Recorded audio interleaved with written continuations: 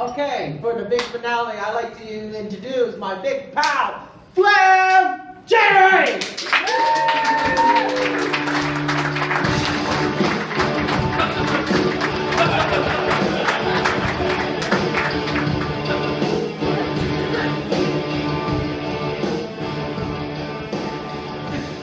Finally, Flim Jannery has come back to Wethersfield.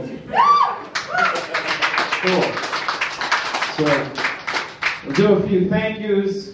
Thank you to Kathy, Andrew, Nick, and Laura for the jokes.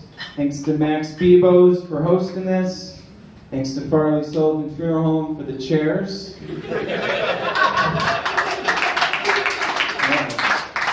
Thanks to my dad for letting Farley Sullivan give us the chairs. That's good. So there's a rumor going around town that I'm smoking crack again. Just came out wrong. I never smoked crack. This is the second time that I've been falsely accused. But you know you're doing something wrong in life when your friends and got caught up in the Flim Jannery. You know you're doing something wrong in life when your friends and family plan an intervention and you're not on drugs. Yeah. Apparently my criminal record is starting to resemble a Justin Bieber tour schedule. Yeah.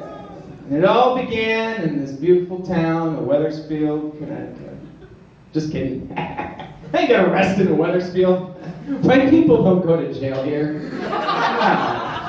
No, I ain't even ever got a speeding ticket. I got pulled over once in Wethersfield and I was butt naked. I didn't even get a fucking ticket.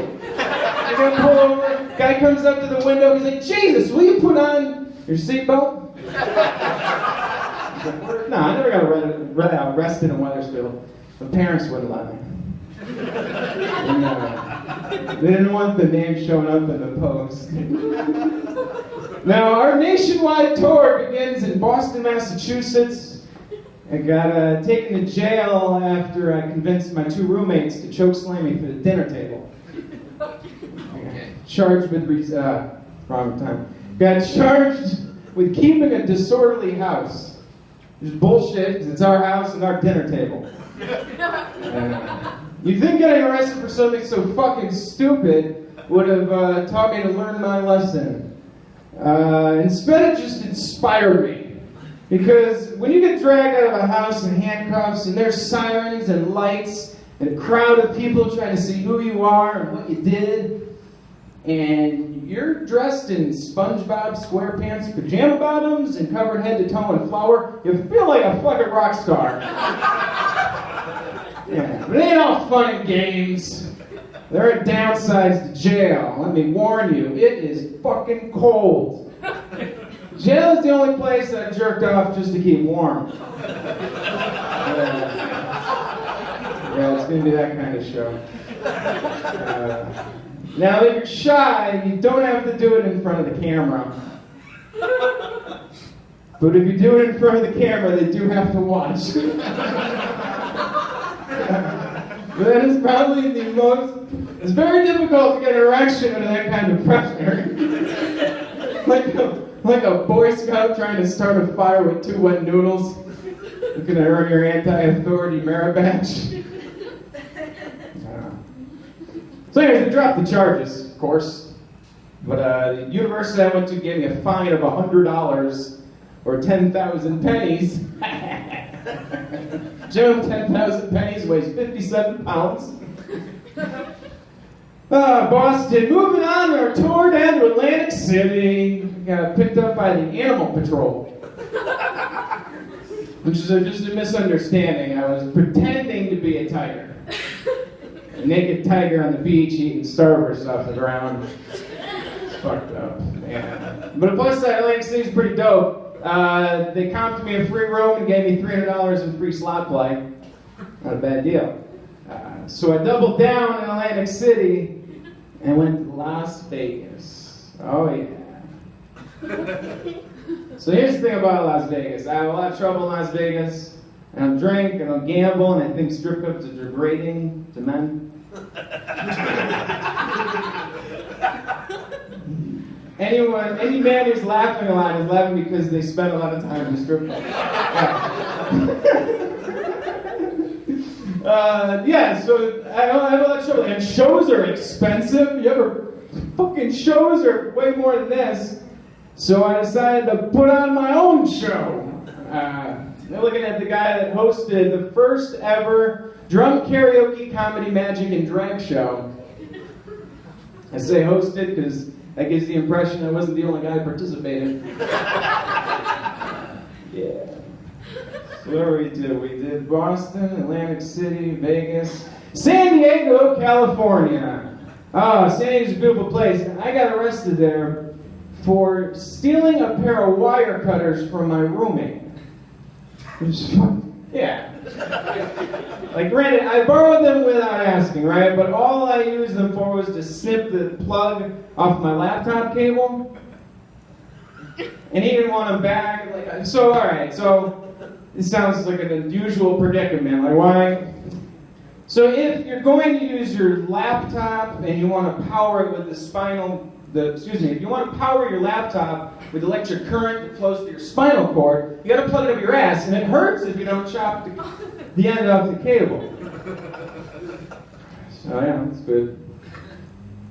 Northampton, Massachusetts. Yeah, we're coming back to New England. Northampton, Massachusetts. Another electrical situation.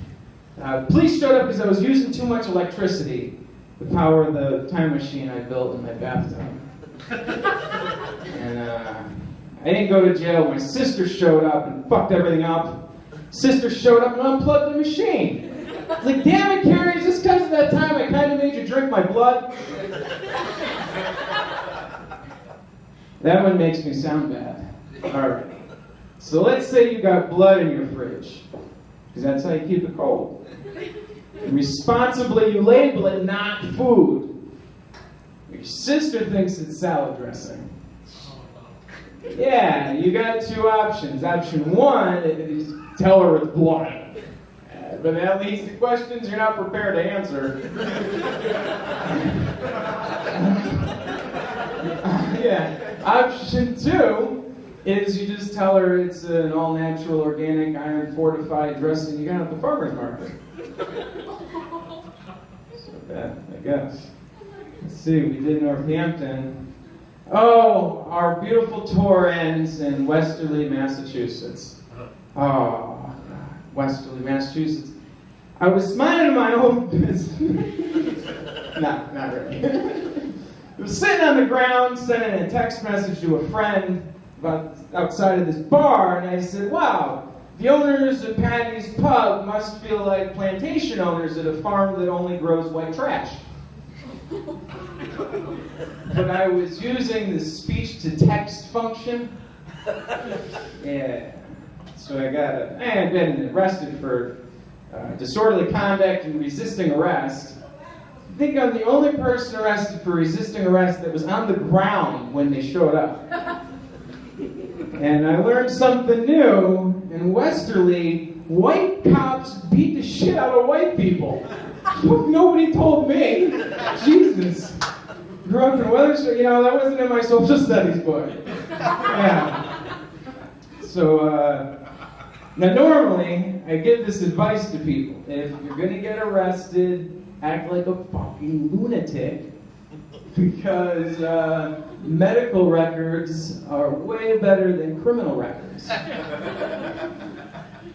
However, I had also never tried this new technique out where you get back at the cops for beating your ass by taking a shit in the jail cell. Yeah, you go to court for that.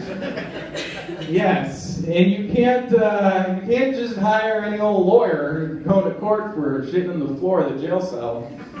You have to hire a physicist. Fortunately, I own a lab coat. So I walked in. I was like, yo, Your Honor, check this out, all right? I want to cite this law from 1682 in the case of the People versus Isaac Newton. Because the law of universal gravitation says that closer an object is to the ground, the stronger the force of gravity is. So I was merely giving the illusion that I was resisting arrest. Please look at the video footage from the jail cell.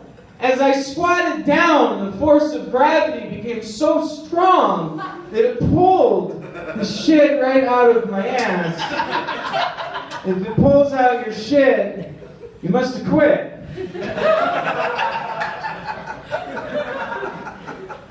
Well, we're giving out physics lessons. Then you guys see a YouTube video of me getting dragged by my hair across a parking lot in Westerly, and it sounds like I'm squealing like a pig. That is also an illusion. It's the Doppler effect. If an object's moving towards you, the pitch sounds, fuck it, whatever. So anyway, those of you keeping score, all right? So the penalty for getting chokeslammed through your dinner table in Boston is $100. The fine for getting lifted off the ground, hauled to jail, and then shitting on the floor of the jail cell, $97. Yeah, $97. And I finally made the first page of the search results when you Google my name. Took 29 years. Said they fucking spelled it wrong.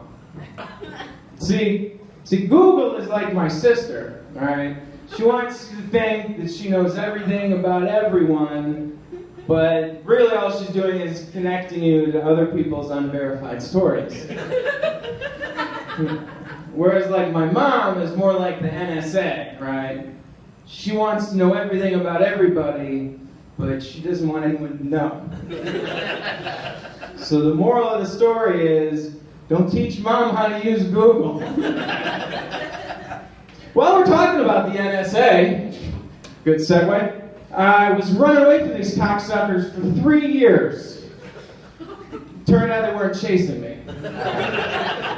Yeah, I got a little paranoid. Alright, so it's normal to get paranoid if you spend your days trying to shut down the federal government, one public library computer terminal at a time. Yeah, up until the end of this sentence, I was a member of this internet activist group called Anonymous. That takes a second. Huh? Anyways, yeah, so I was in the airport in San Diego. I was sending this text message to my brother. Said, yo, dude, they're going to have to shut down San Diego International after they find the bomb I dropped in the bathroom.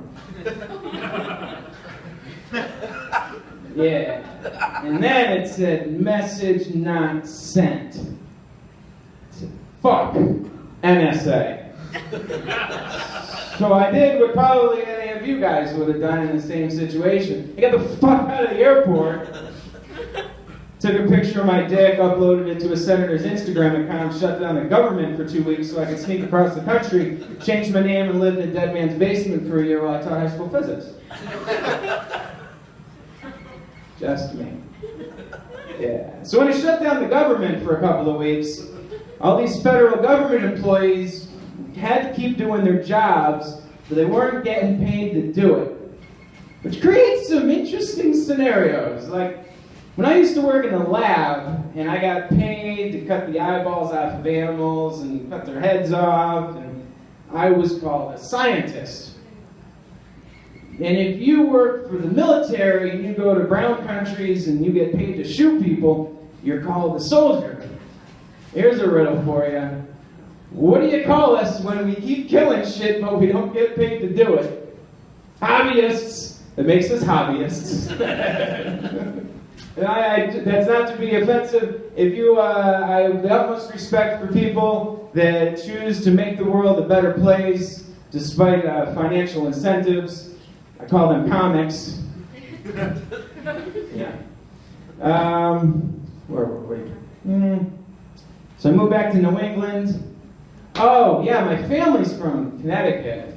So when I moved back here, I had to have that nice conversation that every young man has to have with their parents at some point, where you tell them you didn't move back to New England because you missed them, you moved back because you were running from the NSA. And, yeah, my old man didn't say anything. He just looked at me and he's like, so is that why you dress like shit? And Mom bought me a new pair of sweatpants. She said my gray pair makes me look like a homeless person, but blue sweats make me look like a basketball player. My sister says I look like a homeless basketball player. Yeah. And where to next? NSA, conversation with parents. Well, it's just good to be home because now I got the support of my family, and now I can start to fight back against these text message reading Nazi surveillance assholes. That's my acronym, NSA, real fucking creative, right? So, in case you're wondering, yeah, I became a terrorist, and you can too. Very simple. Step 1, stop sending dick pics. Start sending shit pics. Right. There is somebody in Washington, D.C. that we all collectively pay to look at pictures of my shit. About 3 to 9 times a day. And second,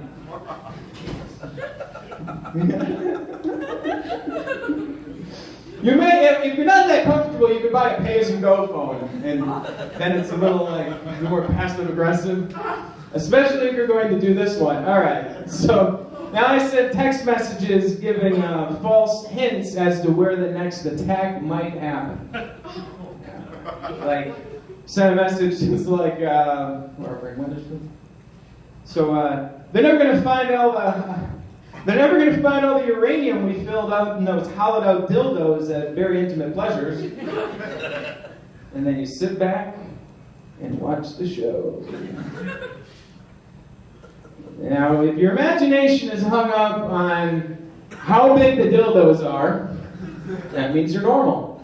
Is this a fat man? Is this a little boy? Well, folks, this is the one situation where size does not matter. I want you to instead focus your attention on the idea of a room full of grown adults in uniform trying to wrestle a bunch of dildos to snap them in half who think they're saving the world. So I'm not being chased by the NSA. You don't have to leave. No, there. I was thinking about that day in the airport, and I was like, wait a minute. Maybe I overreacted. Message not sent. Maybe I just didn't have reception. Right? But I had to know. And I thought there's only one way to find out if the NSA is tracking you. So I went big. Sometimes I do that.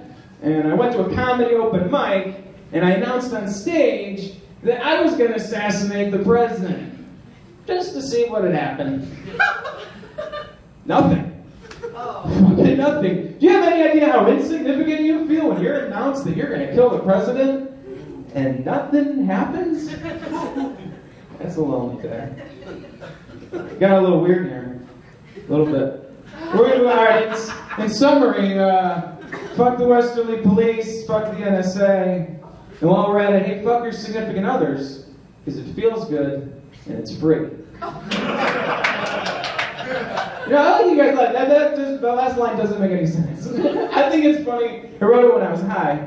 I keep it in there for nostalgia. Because I have a frightening announcement to make that I quit smoking weed. It's the only drug that you can quit. People will boo you for. Yeah. Quit. Well, actually, wait a minute. Quit is a strong word. Quit is an empowering word. Takes 6 months of abstinence and proclaim it a lifetime achievement. That feels good.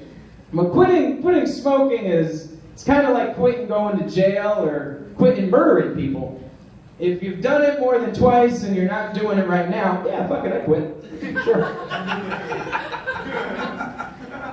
I had to quit. I got a buddy of mine that does coke, and we were comparing notes. I found out I was spending more money on weed than he does on coke.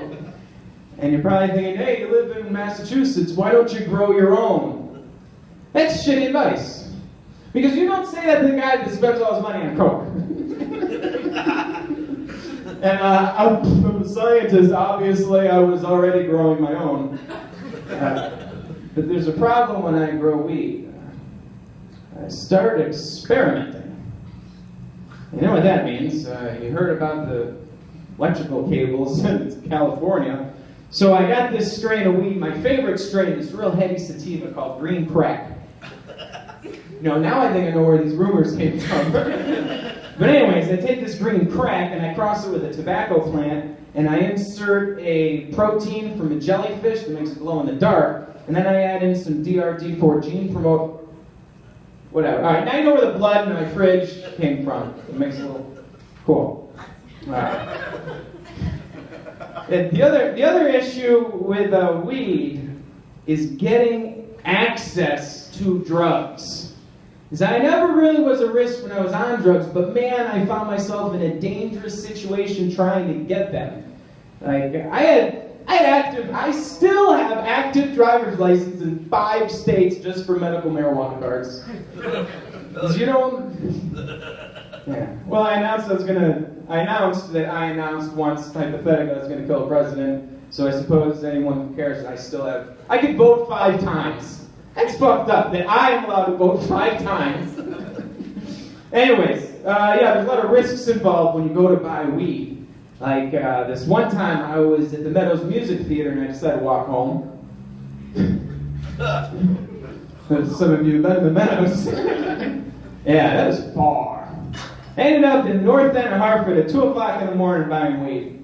The only place that I've been more scared to buy weed is Washington, D.C. at 2 o'clock in the afternoon. The fucking place is scary as shit. Oh, you thought Hartford was bad. Go to D.C. Holy fuck. Where were we? Talking about weed. Oh, paranoia. You guys ever get high? You ever get paranoid when you get high? Some of you are paranoid right now because you're high. And some of you are not high, but you're paranoid because I talked about the president 5 minutes ago. Yeah, so for most people, you'd think you quit smoking weed, you won't get paranoid anymore. Problem is, I'm always paranoid. So when I smoke weed, I get to blame the drugs and the paranoia, and I feel right at home. But if I'm paranoid and I didn't smoke, that's just real life. For example, a few years ago, I quit smoking weed for a month, and then I was at the airport, and I sent this text message to my brother, and you heard that story. Yeah, so it's a dangerous thing. Paranoia is a very scary thing. What else? Well, this time I quit smoking weed. I thought this girl I was dating was a fucking NSA agent. Yeah. I was really thrilled when she passed the polygraph. It was like, oh, you really like me. Oh. But you know, it's also a little bit deflating because, like, when you feel paranoid, that is the biggest antidepressant in the world. Do you have any idea how good it feels to think that you're so important the federal government is after you? Oh. So I was like depressed that she wasn't an NSA agent, but I felt someone likes me. I don't know. So yeah, I got a girlfriend now. That's a special thing, huh? She's Chinese. Well, she's from Detroit.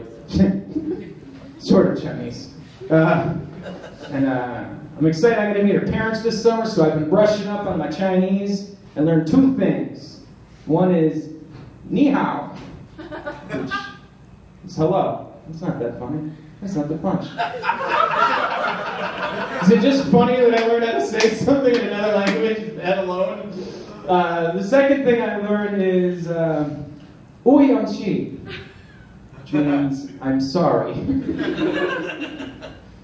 Yeah, that'll be an interesting meeting. So she moved in with me, right? And I started having to share shit like a little boy again. Like, she gets the right half of the bed, I get the left.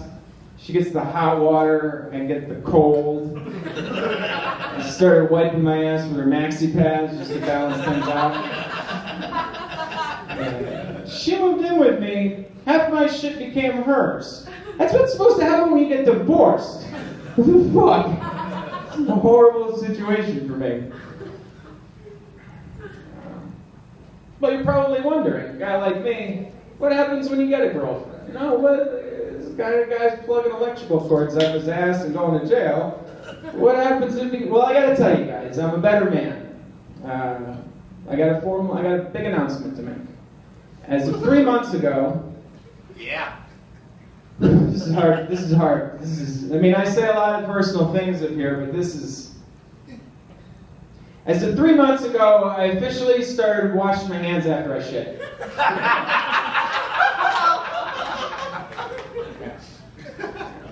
Because every time I come out of the bathroom now, she makes me let her smell my hands and check for soap. I'm a full-grown man, sort of. God. Well, I'm glad you guys are laughing. I don't do drugs anymore, and I don't drink, I don't eat meat. Doing stand-up is just about the only fun thing I do anymore. It's the only thing that makes me cool. So, I mean, like a dope night for me. Well, I should tell you guys. All right, so I quit drinking, right? When you quit drinking, you quit any drug, you learn something about yourself. Like when I quit drinking, I learned that if I'm drinking and saying what's on my mind, I'm just having a good time.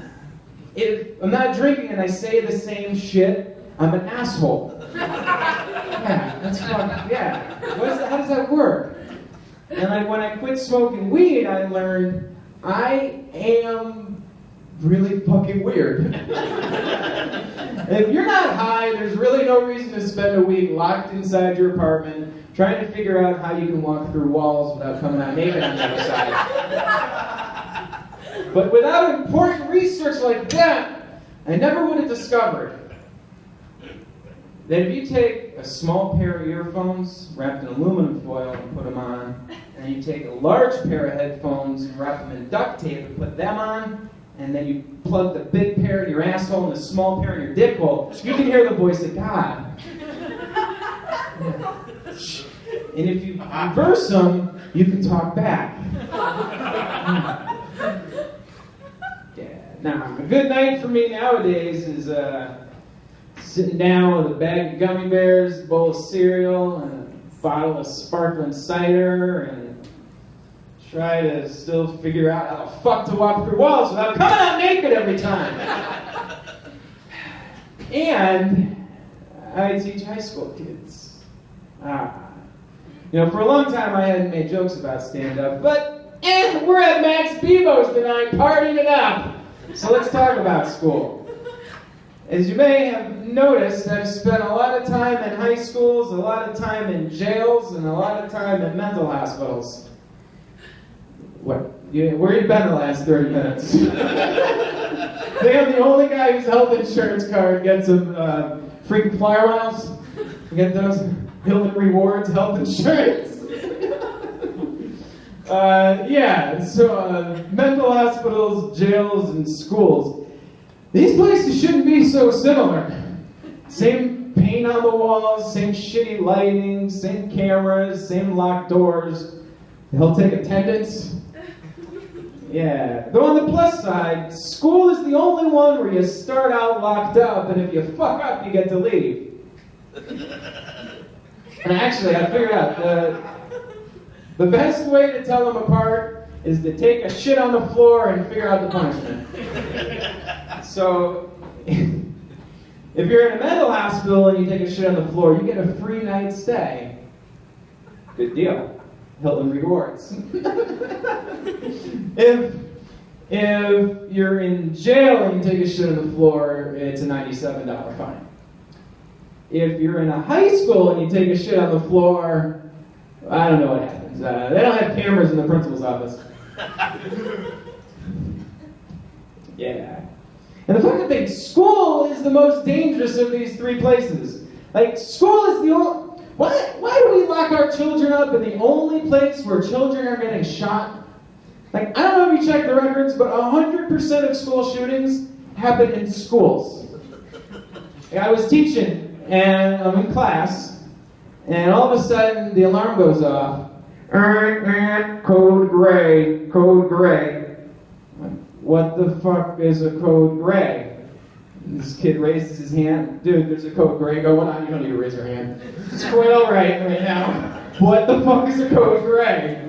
And he goes, that means someone's in the building trying to kill us. Or it's a drill. It's like, all right, so what do you do? He goes, oh, well, we're all supposed to go in the corner. I'm like, well, that kind of makes you an easy target, right? And statistically speaking, he probably has a shotgun. Yeah. So I just decided, I said, hey, everybody, get into your desk, put your physics books over your head, and pray. And they're like, dude, Mr. F, last week you taught us about the Big Bang, and this week you're telling us to pray? And I was like, well, first off, the Big Bang is the answer to what, not why. And secondly, there's somebody in the building trying to kill you, and they put me in charge. So yeah, you might want to pray. Yeah. Hey, I didn't hire me, all right? But you guys did tonight. So thank you.